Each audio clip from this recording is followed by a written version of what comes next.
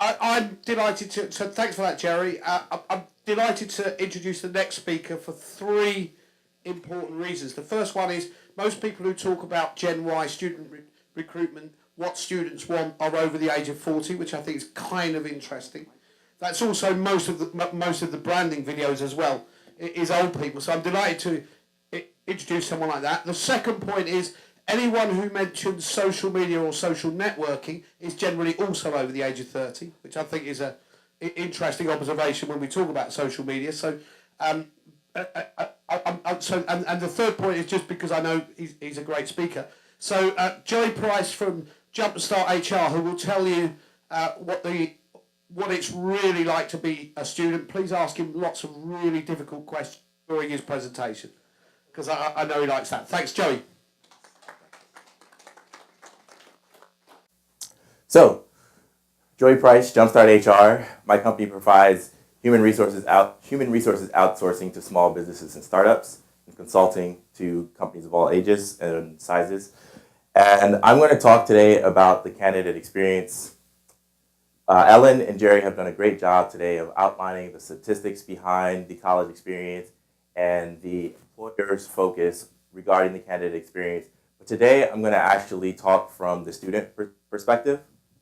As a recent college student, I have a social circle that is either just graduated college or still in college. And so we're going to go into the presentation with the mindset of thinking like a college student.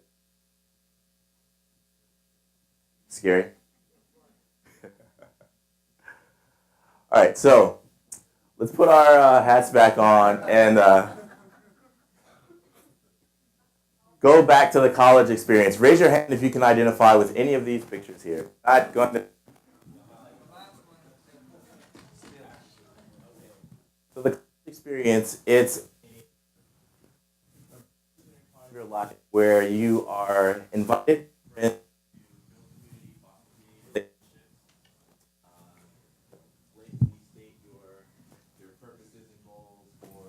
the extracurriculars, and this is actually a frat house. Thank you. This is actually a frat house here. And then you're also going through the process of studying for classes on top of all those extracurriculars that you go through. So the college experience is one where it's inviting, it's engaging, you build lasting relationships, and it's a warm and welcoming place. Either you're finding a small niche community to be a part of, or you're that ambitious person with the OCD that Jose talked about earlier that wants to just one-up everyone with your positive opportunities and things like that. But just remembering here that the college experience is one that's warm and inviting. Now let's talk about the college job search experience, where it's less inviting. Students are met with the sign that says previous experience required, but they're in college, attending tailgates, working in their frat houses and studying for exams. And while there are internships and limited professional opportunities, there isn't the full experience to actually develop those quote-unquote 1 to 2 years experience required, even for most entry-level jobs. Adding on top of that, the competition with individuals with higher levels of education, more experience, it's harder for a college student to stand out and compete with someone who's got a resume full of credentials and experiences. So, I had my own research experience, and I asked my friends, how sucky was your job search experience in college? What would you change about the process? That wasn't on the Likert scale there? Okay, and in the interest of time here, I'm not going to log into my Facebook account and show you some pictures from the weekend, but I did copy some of these responses down. And so what the candidates wanted to share in private amongst friends that I told them that I would share with you all today in hopes to improve the experience are some of these things. In technical fields, it's understandable that credence is put on skills, and especially grades. But there are also intangibles that sometimes may cause good candidates to get thrown out. I wasn't a great student, but I'm a darn good engineer. I'm a great student now, though. Another friend says, my industry was hard to break into, so I started my own company. I hated the process of sending my resume out. I see a lot of students coming out of school starting businesses today because they want to do things their way. Another student says, I hated building a profile for every company. I understand it, but it's annoying. Someone responded to that and said, you get the church, amen.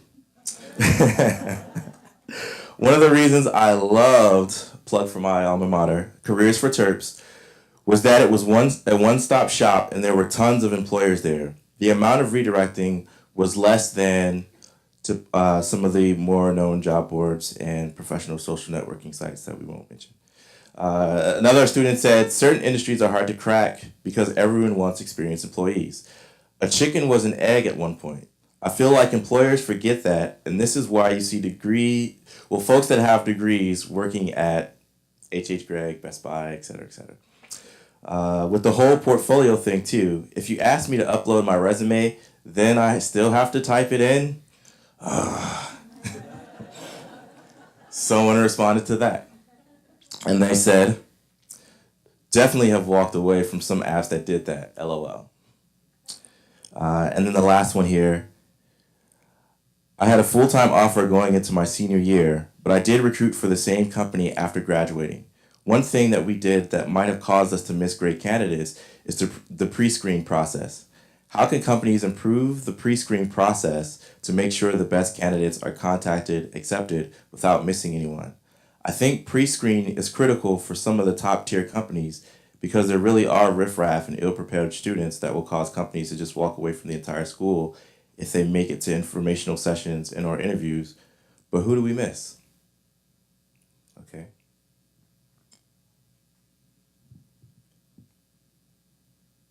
So, how to improve the job search process for the college student? And I just want to give a slight pause here and say you're going to get so much bang for your buck today. We've got the group of presenters that are leading the unconferences that are speaking specifically to college students.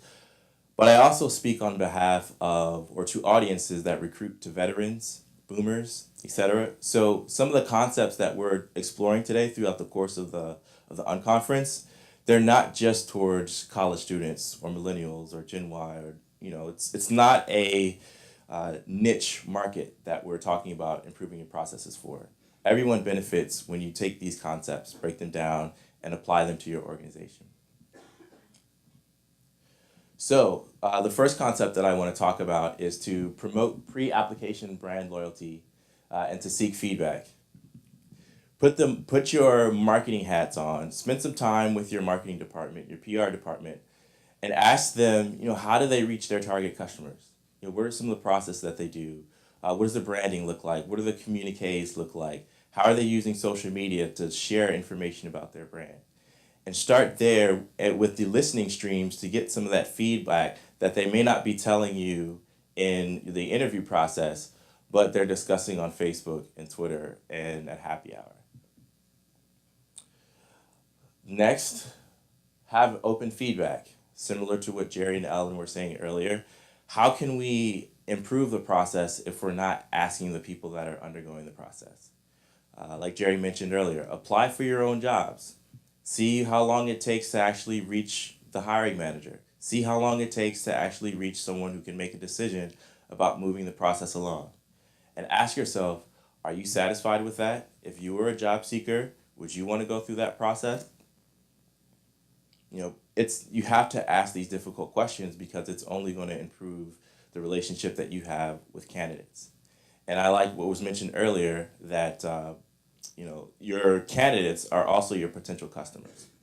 And they are also, as vocal as they are about the job search process, that can also relate to how vocal they are about your brand and buying from your brand and influencing others to buy or not buy from your brand.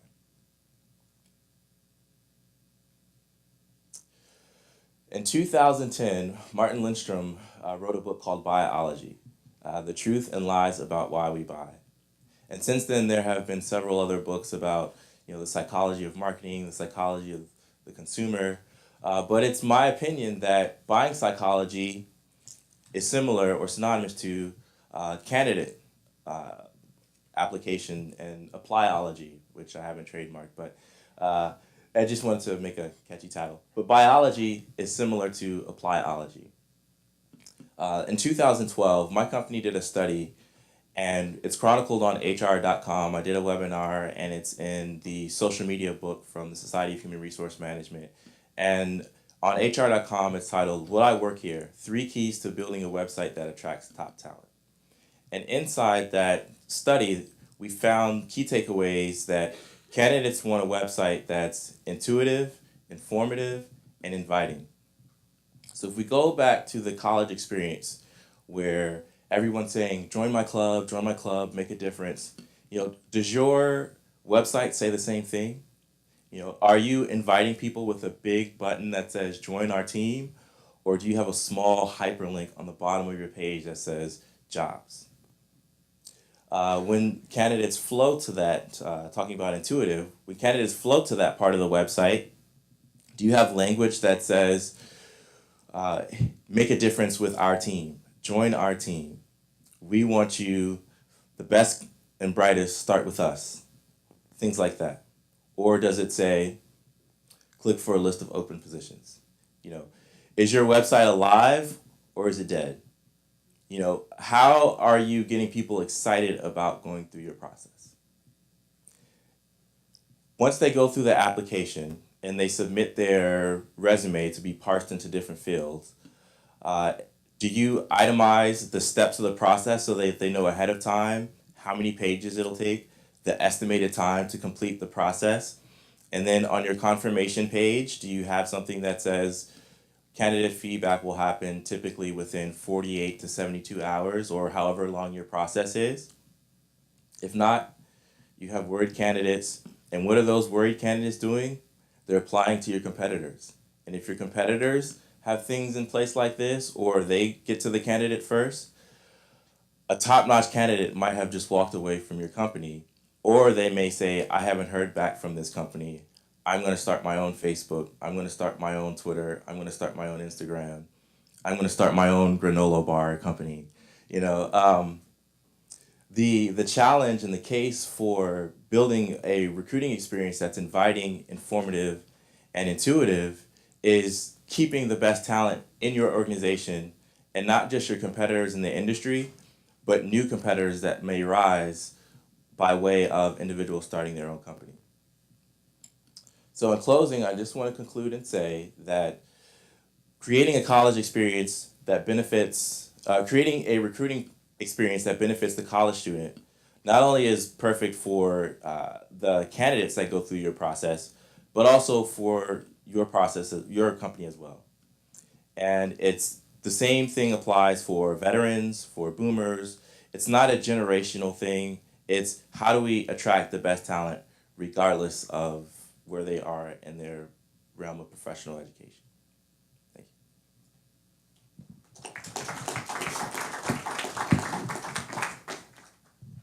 Thanks. Thanks, Joey. Let's see if anybody has any questions. Hi, Joey. Thanks for that great presentation. Jose Garcia, New York Chapter, Society for Human Resource Management. I have 2 questions. One of which, one of your suggestions that you made was about having our companies branded out there. And one of the things that I noticed is that the more out there a company is, the more unapproachable that company seems. So how do we make a company that, because I agree with you that we need to get our names out there, but how do we do it in such a way that we still have these people feel like, I want to work there? Like, for example, a lot of people want to work for Pepsi, but most people think, oh, I don't have a shot, so let me not even bother trying. And that tends to be a backlash. And the second question I have, I agree with you definitely about the importance of the candidate experience. I actually had a story where somebody actually tried to start a group that would have competed with something I was leading. And I found her early enough to recruit her to my team and have twice as much work being done by twice as many people as opposed to competition. How do we identify these folks that are likely to go and start these businesses on their own from your experience? Because ultimately, that's usually the ones that become the really good talent. The people that say, you know what, I'm going to do it anyway, regardless of whether or not you hire me.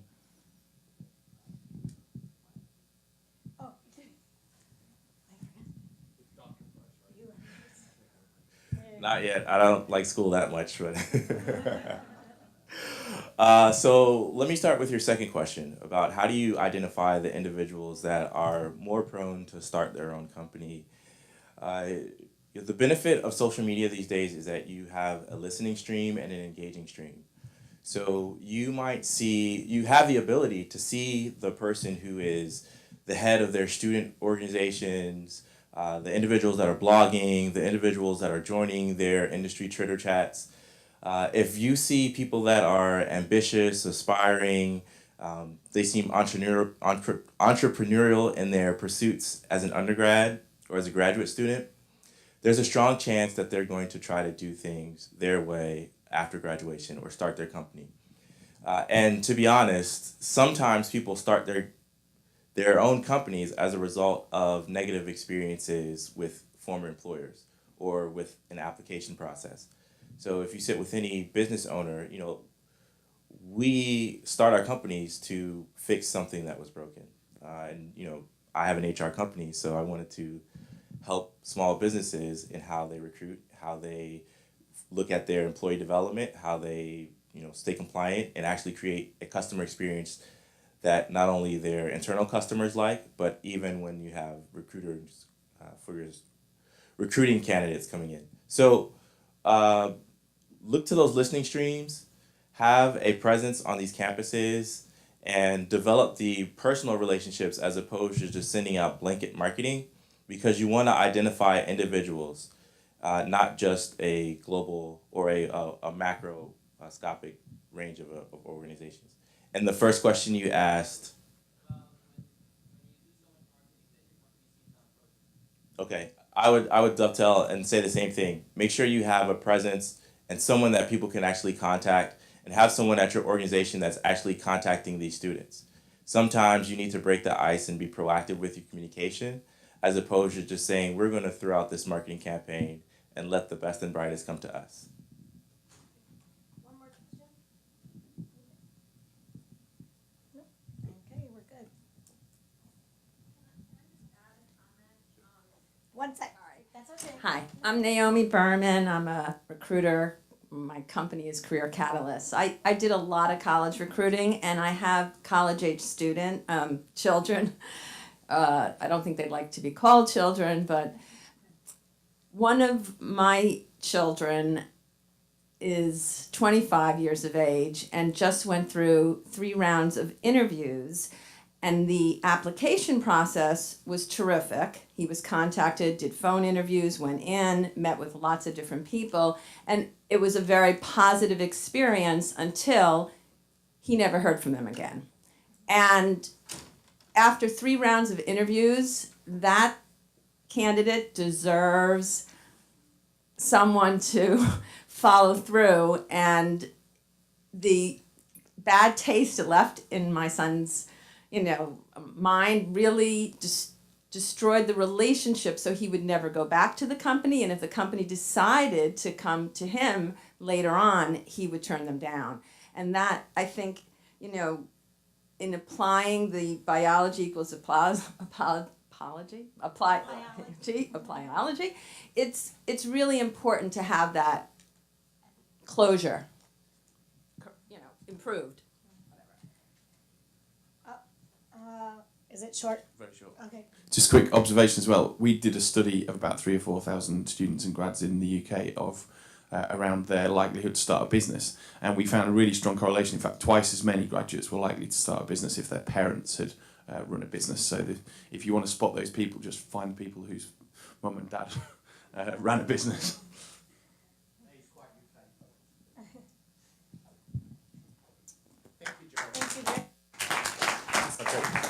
That's great. Any objections if we take a 5-minute break before the next presentation? Anybody going once, going twice? Bueller? Okay.